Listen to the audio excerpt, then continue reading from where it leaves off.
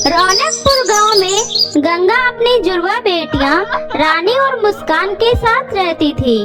रानी और मुस्कान बहुत छोटी थी, तभी उसके पिता का देहांत हो गया था। उसके बाद गंगा ने ही बहुत ही मेहनत से दिन रात दूसरों के घरों में काम करके किसी तरह अपनी दोनों बेटियों का पालन पोषण किया था। धीरे धीरे उसकी दोनों बेटियां बड़ी हो गई। वो जब अपनी माँ को इतना मेहनत करते हुए देखती तो उन्हें बहुत ही बुरा लगता था। रानी, मुस्कान, कहाँ हो तुम दोनों? जल्दी से नाश्ता कर लो, स्कूल के लिए देर हो जाएगी बेटा। आई माँ, जल्दी से तुम दोनों नाश्ता कर लो, मैं सेठ के घर जा रही हूँ, रात को देर से घर आऊंगी।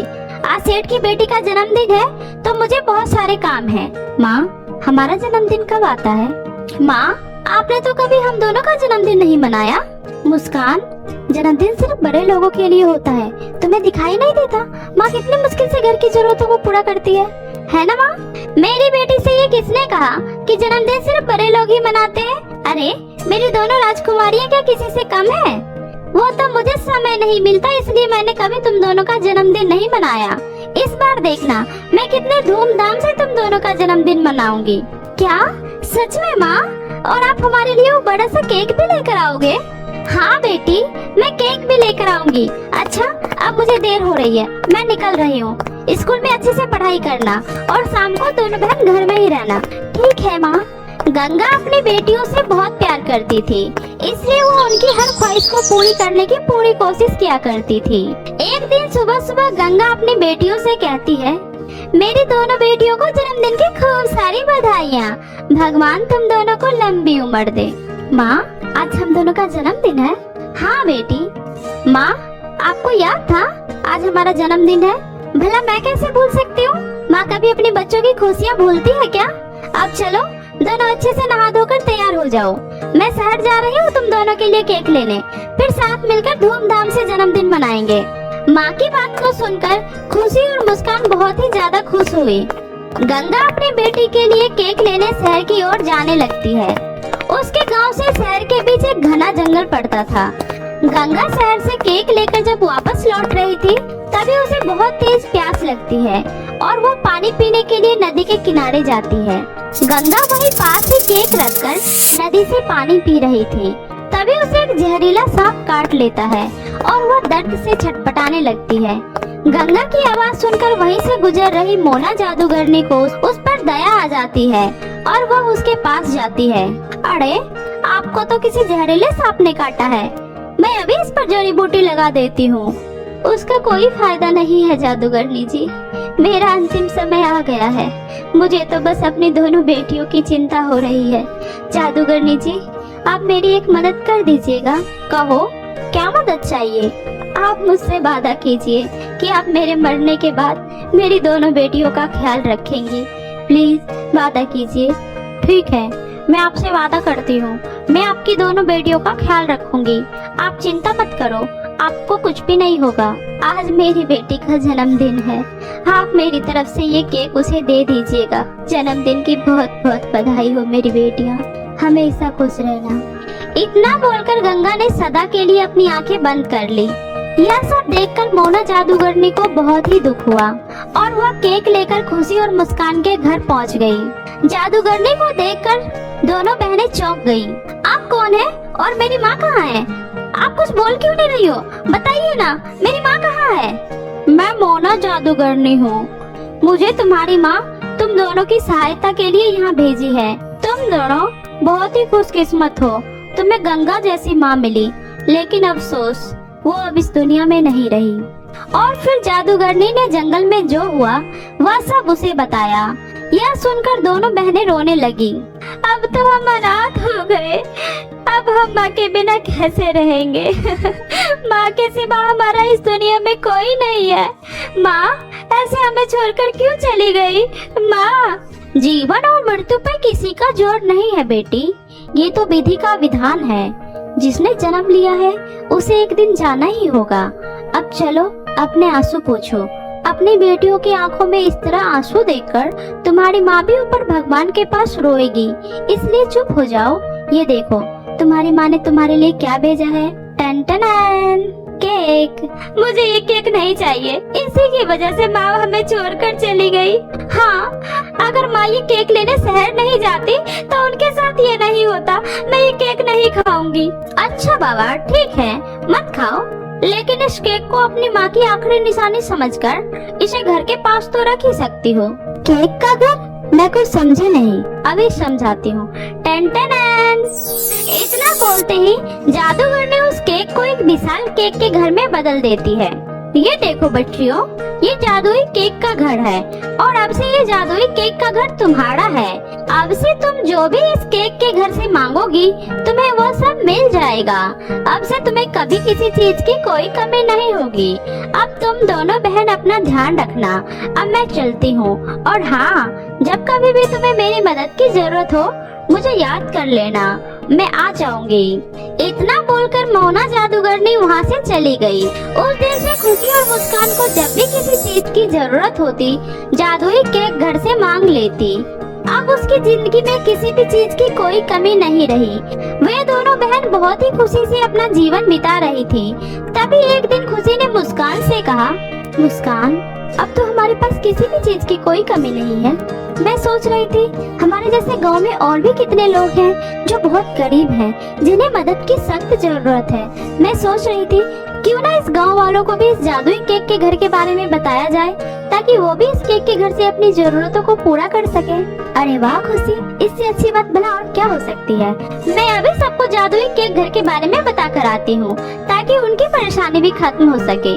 ये सोचकर दोनों बहनों ने उस जादुई केक के घर के बारे में सभी गांव वालों को बता दिया। उस दिन से सभी गांव वाले जादुई केक घर के पास जाकर अपनी समस्या बताने लगे और जादुई केक घर भी उन गांव वालों की मदद करने लगा। धीरे धीरे सभी गांव वाले जादुई केक घर की तारीफ करने लगे। इस तरह से जादुई केक घर के अंदर बहुत ही ज्यादा घमंड आ गया। उस जादूगरनी ने मुझे यहाँ किस मुसीबत में फंसा दिया है। पहले तो उसने मुझे सिर्फ इन दोनों बहनों की मदद करने को कहा था, लेकिन अब इन दोनों बहनों की वजह से मुझे पूरे गांव की मदद करनी पड़ रही है। जब देखो कोई ना कोई आकर मुझे परेशान ही करता रहता है। मुझे कुछ ऐसा करना होगा जिससे गांव वाले मेरे पास आने की हिम्मत नहीं कर सके।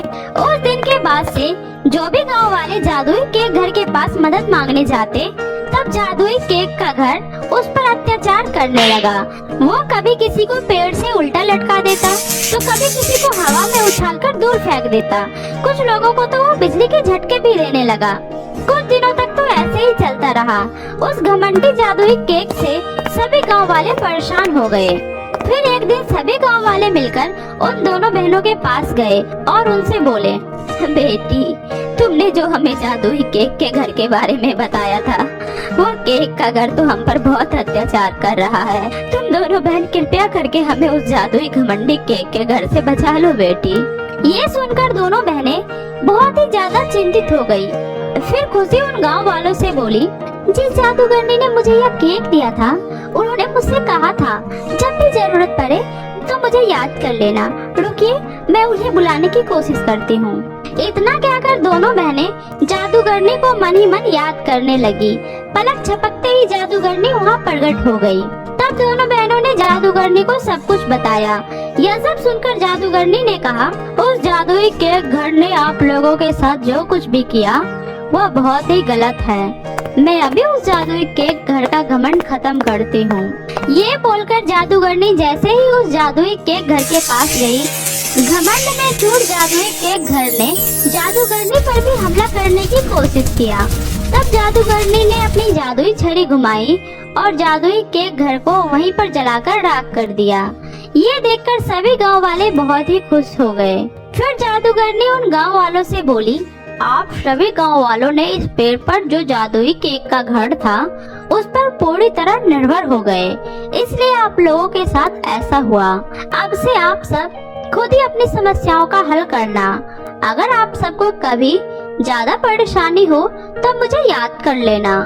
मैं खुद आप लोगों की मदद करने यहाँ आ जाया करूँगी।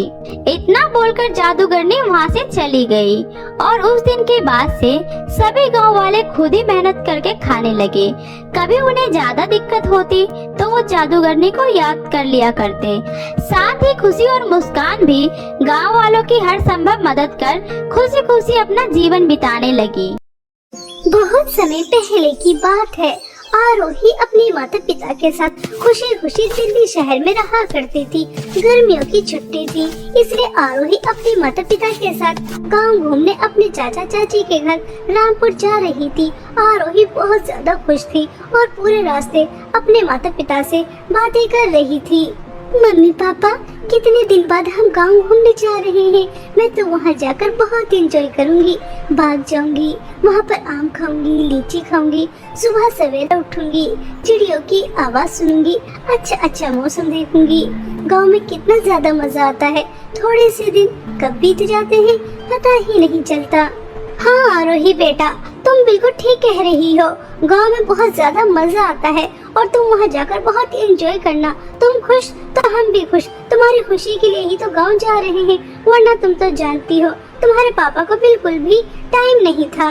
इस तरह हंसी खुशी पूरा परिवार गांव की ओर बढ़ रहा था, लेकिन किसको क्या पता था कि आगे उनके साथ क्या होने वाला है, क्या दुर्घटना घटने वाली है।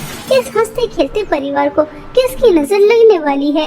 कुछ ही समय बाद एक हादसा होता है, जिस कार में आरोही जा रही थी अपने माता पिता के साथ, उस कार का एक्सीडेंट हो जाता है और उस एक्सीडेंट में आरोही के माता पिता की तुरंत ही मृत्यु हो जाती है। आरोही को कुछ चोटें आती हैं और जब इस बात की खबर आरोही के चाचा किशोर दास को लगती है तो वह तुरंत हादसे वाली जगह पर पहुंचते हैं और आरोही को दिलासा देते हैं। आरोही का रो रो कर बुरा हाल था। चाचा जी, ये हमारी खुशियों को किसकी नजर लग गई? अभी थोड़ी देर पहले हम कितने ज्यादा खुश थे, मम्मी पापा मुझसे बातें कर रहे थे, लेकिन अचानक ये हादसा हो गया और मम्मी पापा मुझे हमेशा हमेशा के लिए छोड़ के चले गए। अब मैं क्या करूँगी, किसके सहारे रहूंगी? चाचा जी, ये क्या हो गया? ऐसा नहीं होना चाहिए था। काश मैं भी मम्मी पापा के साथ उनके साथ चली जाती तो अच्छा रहता। अब मैं मम्मी पापा के बिना कैसे रहूंगी? आरोही बेटा, मैं तुम्हारे मम्मी पापा की कमी तो पूरी नहीं कर सकता, लेकिन मैं पूरी कोशिश करूंगा कि तुम्हें कोई परेशानी ना हो। आज से तुम हमारे साथ हमारे घर में रहोगी, ठीक है बेटा? इस तरह आरोही के चाचा आरोही को दिलासा देते हैं, लेकिन दूर खड़ी आरोही की चाची महिमा वह आग बबूला हो रही थी। कुछ समय बाद आरोही के माता पिता का दाह संस्कार हो जाता है। घर जाने के बाद महिमा अपने पति से कहती है, देखो जी, आपने इस मनहूस की जिम्मेदारी उठाने का फैसला तो कर लिया है, लेकिन मैं आपसे पहले ही कह देती हूँ कि अगर ये हमारे साथ रहेगी हमारे घर में, तो जैसा मैं कहूँगी वैसा ही करना पड़ेगा, वरना इस मनहूस का हमारे घर में कोई ठिकाना नहीं है। कह दीजिए चली जाएगी शहर और वहीं रह लेगी। हमने कोई ठेका नहीं लिया इस अनाथ का पालन पोषण करने का। हमारे भी अपने बच्चे हैं, उनका भी पालन पोषण करना है। पैसे पेड़ पे तो नहीं लग रहे हैं। अरे भाग्यवान, तू कैसी बातें कर रही है?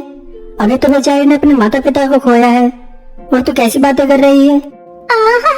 इस मनहूस को आए भी 1 घंटा नहीं हुआ और अभी से आपने इस मनहूस की साइड लेनी शुरू कर दी। मुझे सब दिखाई दे रहा है कि आपको तो बस अपनी भतीजी ही प्यारी है। देखो जी, मैं आपसे एक बार फिर कह रही हूँ, अगर आपने इसकी साइड ली और मेरे काम में दखल अंदाजी की तो मैं अपने बच्चों को लेकर मई के चली जाऊंगी और कभी वापस नहीं आऊंगी। चाहे कितना भी बुलाते रहना, मेरे पैर भी पड़ जाना, लेकिन मैं वापस नहीं आऊंगी। ये मेरी आखिरी वार्निंग है, इसे अच्छी तरह समझ लीजिए। आहिस्ता आहिस्ता चाचा और चाची में झगड़ा बढ़ जाता है। यह देखकर आरोही को बहुत दुख होता है। तभी आरोही अपनी चाची से कहती है, चाची जी, आप चाचा जी से झगड़ा मत कीजिए और आपको कहीं जाने की कोई जरूरत नहीं है। आप जैसा कहेंगी मैं वैसा ही करूंगी। और चाचा जी प्लीज, आप भी मेरी वजह से झगड़ा मत कीजिए। मुझे बिल्कुल भी अच्छा नहीं लग रहा कि मेरी वजह से आप दोनों लड़ रहे हैं। चाची जी, मुझे क्या करना होगा बता दीजिए।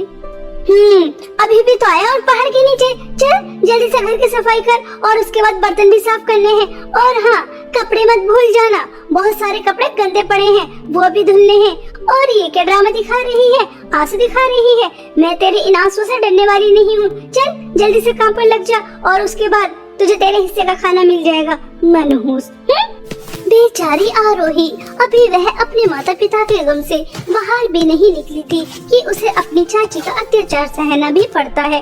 आरोही ने आज से पहले कभी काम नहीं किया था। वह तो बस पढ़ाई करती थी और अपने दोस्तों के साथ खेलती थी, कूदती थी। लेकिन माँ पिता की मृत्यु के बाद उसे अब ये सब काम भी करने पड़ते हैं। वह बहुत मुश्किल से घर की सफाई करती है और उसके बाद बर्तन साफ करती है, और जैसे ही कपड़े धोने के लिए जाती है तब पानी नहीं होता। तभी वह अपनी चाची के पास जाती है और कहती है, चाची जी, मटके में थोड़ा पानी था, उससे मैंने बर्तन तो साफ कर दिए, लेकिन मुझे और पानी नजर नहीं आ रहा। कपड़े कैसे धोऊं समझ में नहीं आ रहा। हाँ मनहूस, मुझे पता है कि पानी नहीं है, और हमारे घर में पानी तुम्हारे घर की तरह नहीं आता। जैसे शहर में टोटी लगी होती है, हमारे यहाँ पर नदी पर जाकर पानी भर के लेकर आना होता है और उससे काम करते हैं, और कपड़े हम नदी पर जाकर धोते हैं। इससे सारे गंदे कपड़े उठा, नदी पर जा और उन्हें धो के लेकर आ, और कहीं पर भी दाग धब्बा नहीं होना चाहिए, साफ सुथरे होने चाहिए। समझ रही है ना? तभी तुझे खाने के लिए मिलेगा, वरना सोच ले रोटी का एक निवाला नहीं मिलने वाला। आरोही रोते हुए सभी गंदे कपड़े उठाती है और नदी पर धोने चली जाती है, और वहां जाकर बहुत मुश्किलों से उन कपड़ों को धोती है और रोती रहती है। और उसके बाद घर आ जाती है। महिमा अपने पति और अपने बच्चों के साथ खाना खा रही थी और दूर खड़ी आरोही देख रही थी। तभी महिमा का छोटा बेटा राहुल आरोही से कहता है, दीदी दीदी, आप दूर क्यों खड़ी हैं? सुबह से आप बस काम ही कर रही हैं, कुछ खाया भी नहीं है। आ जाइए, हमारे साथ बैठकर खाना खाइए। कोई जरूरत नहीं है इस मनुष्य नौकरानी को हमारे पास बुलाने की। जब हम सब खाना खा लेंगे उसके बाद ये हमारे आगे का बचा कुचा खाएगी, यही इसकी औकात है, इससे ज्यादा नहीं। और तू ज्यादा दीदी का चमचा मत बन, आज के बाद मैं तुझे इससे बोलता हुआ ना देख लूं। ऐसा कहकर महिमा अपने बेटे को चुप कर देती है, और उसके बाद सभी खाना खाकर चले जाते हैं, और बेचारी आरोही उनके आगे का बचा कुचा खाती है और अपने माता पिता को याद कर बहुत रोती है। ऐसे ही रोज रोज आरोही के ऊपर अत्याचार हो रहे थे, और हमेशा की तरह आज भी आरोही नदी के पास कपड़े धो रही थी कि तभी महिमा की एक ब्रांडेड साड़ी नदी में बहकर दूर चली जाती है, जिसे देखकर आरोही बहुत ज्यादा रोती है। अरे नहीं नहीं, यह क्या अनर्थ हो गया। चाची जी की ब्रांडेड साड़ी नदी में बहकर दूर चली गई, और अगर चाची जी को पता चला तो वह तो मुझे मार मार कर जान से ही मार देंगी। मैं क्या करूं? चाची जी की साड़ी कैसे वापस लेकर आऊं? ऐसा सोचकर आरोही बहुत रो रही थी, और वह दोपहर से शाम तक बैठी रहती है, क्योंकि उसे बहुत अच्छी तरह से पता था कि अगर वह घर जाएगी तो उसकी बहुत ज्यादा पिटाई होगी। लेकिन और वह कर भी क्या सकती थी, उसे घर भी जाना था। आरोही बहुत हिम्मत करती है और घर चली जाती है, और अपनी चाची को बता देती है कि कैसे उनकी साड़ी बहकर दूर चली गई। जब वह यह सुनती है तो गुस्से में लाल पीली हो जाती है, और आरोही की बहुत ज्यादा पिटाई करती है, और उसके बाद उससे कहती है, मनहूस, वह साड़ी मेरी फेवरेट थी और मेरी सबसे ज्यादा महंगी थी। तूने उसे इतनी आसानी से नदी में बहा दिया, जरूर यह तूने जानबूझकर किया है। नहीं नहीं चाची जी, मैंने जानबूझकर नहीं किया। मैं तो सभी कपड़े धोकर घर वापस आ रही थी, लेकिन तभी बहुत तेज हवा चली और आपकी साड़ी उड़कर नदी में गिर गई। मैंने उसे निकालने की बहुत कोशिश की, लेकिन वह बहुत दूर जा चुकी थी। आप मेरी बात का भरोसा कीजिए, मैंने ये सब कुछ जानबूझकर नहीं किया।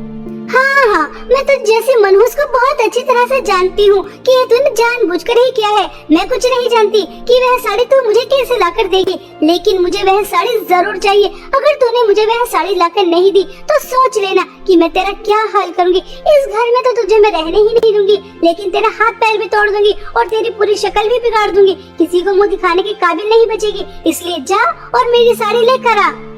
चाची जी, रात बहुत हो रही है, जंगल में नदी के पास इतनी रात को जाऊंगी तो अगर कोई खतरनाक जानवर आ गया और उसने मुझे अपना शिकार बना लिया।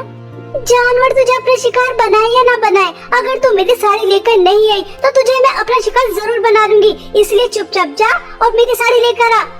आरोही रोते हुए जंगल की ओर जा रही थी और अपने माता पिता को बहुत ज्यादा याद कर रही थी। पिताजी, आप दोनों मुझे अकेले छोड़कर क्यों चले गए? काश उस कार एक्सीडेंट में मैं भी आप लोगों के साथ मर जाती तो कितना अच्छा रहता। कम से कम मुझे आज चाची का इतना अत्याचार तो सहना नहीं पड़ता। उन्होंने मुझे इतने रात को घर से बाहर निकाल दिया। अब मैं उनकी साड़ी कहाँ से लेकर आऊंगी? अगर साड़ी नहीं लेकर आई तो वो मुझे अपने घर में रहने तो देंगे ही नहीं, साथ में पिटाई भी बहुत ज्यादा करेंगी।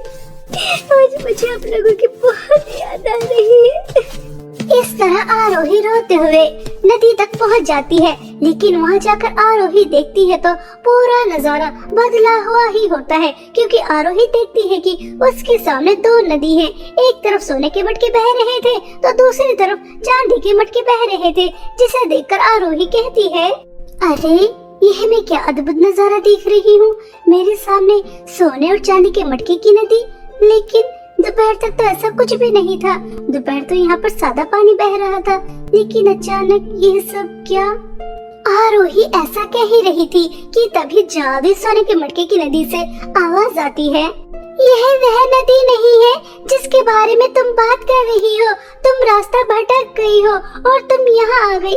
चलो अच्छा ही है कि कोई इंसान यहाँ तो आया। मैं इस जादू सोने के मटके की नदी हूँ और इस सोने के मटके के अंदर एक चुड़ैल है जो बहुत ही ज्यादा खतरनाक है। वह कैद है और जैसे ही वह चुड़ैल आजाद हो जाएगी तो तुम्हें बहुत सारी धन दौलत देगी, इतनी सारी धन दौलत कि तुम्हारी जिंदगी में कभी किसी चीज की कोई कमी नहीं होगी। लेकिन वह चुड़ैल आजाद होकर तबाही भी मचा सकती है, लेकिन वह तुम्हें कुछ नहीं कहेगी। मैं कब से किसी इंसान का इंतजार कर रही थी, लेकिन कोई यहाँ पर आता ही नहीं था। चलो अच्छा है कि जाने अनजाने में तुम यहाँ आ गई। मैं जादू चांदी के मटके की नदी हूँ और जादू चांदी के मटके के अंदर एक बहुत सुंदर परी है जिसे एक चुड़ैल ने कैद किया है। अगर तुम उसे आजाद कर देती हो तो तुम्हें मिलेगा तो कुछ भी नहीं, लेकिन वह परी आजाद हो जाएगी। अब तुम्हारे हाथ में है कि तुम्हें धन दौलत चाहिए या तुम परी को आजाद करना चाहती हो। जादू सोना चांदी के मटके की नदी, मैं धन दौलत का लालच नहीं करूंगी। धन दौलत के लालच में आकर एक खतरनाक चुड़ैल को आजाद नहीं करूंगी, बल्कि मैं एक अच्छी परी को आजाद करूंगी। चाहे इसके बदले मुझे कुछ भी ना मिले, मैं बुरा काम कभी नहीं करूंगी। इसलिए मैं जादू चांदी के मटके की परी को आजाद करना चाहती हूँ। ऐसा कहकर आरोही जादू चांदी के मटके को उठाती है और जादू चांदी के मटके की परी को आजाद कर देती है। जैसे ही परी आजाद होती है तो वह उससे खुश होकर उसे बहुत सारी धन दौलत देती है। बहुत सारे हीरे, सोना, पैसा, इतने सारी धन दौलत पाकर आरोही बहुत ज्यादा खुश होती है और परी को धन्यवाद कहकर अपनी चाची के घर आ जाती है। इतनी सारी धन दौलत देकर चाची की आंखें चमक जाती हैं और महिमा आरोही को जोर से थप्पड़ मारकर कहती है, इतना सारा सोना, हीरे, पैसे तुझे कहाँ से मिले? मुझे सच सच बताना। अगर तूने मुझसे झूठ बोलने की कोशिश भी की तो मैं तुझे नहीं छोड़ूंगी। जल्दी बता कि तुझे इतनी सारी धन दौलत कहाँ से मिली, कहाँ से लेकर आई? क्या कहीं तूने चोरी की है? आरोही अपनी चाची को सब सच बता देती है कि उसे जादू सोने चांदी के मटके की नदी मिली, जहाँ से उसे इतनी सारी धन दौलत मिली है। यह सुनकर महिमा लालच में आ जाती है और वह मन ही मन में सोचती है, ये मनहूस तो हमेशा बेवकूफ की बेवकूफी रहेगी। जब जादू सोने के मटके की नदी कह रही थी कि चुड़ैल को आजाद करने की वजह से इसे इतनी सारी धन दौलत मिलेगी कि पूरी दुनिया में इससे अमीर कोई और नहीं होगा, तो ये क्या बेवकूफ थी जो इसने जादू चांदी के मटके को चुना और उसकी परी को आजाद किया?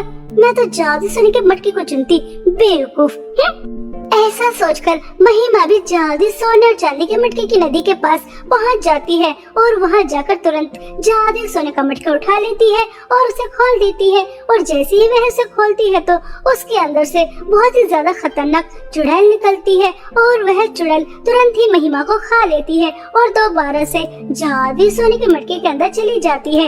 इस तरह आरोही की चाची को उसके लालच और बुरे कर्मों की सजा मिल जाती है और वहीं दूसरी तरफ आरोही अपने अच्छे स्वभाव की वजह से इतनी सारी धन दौलत के साथ एक हंसी खुशी जीवन बिताती है।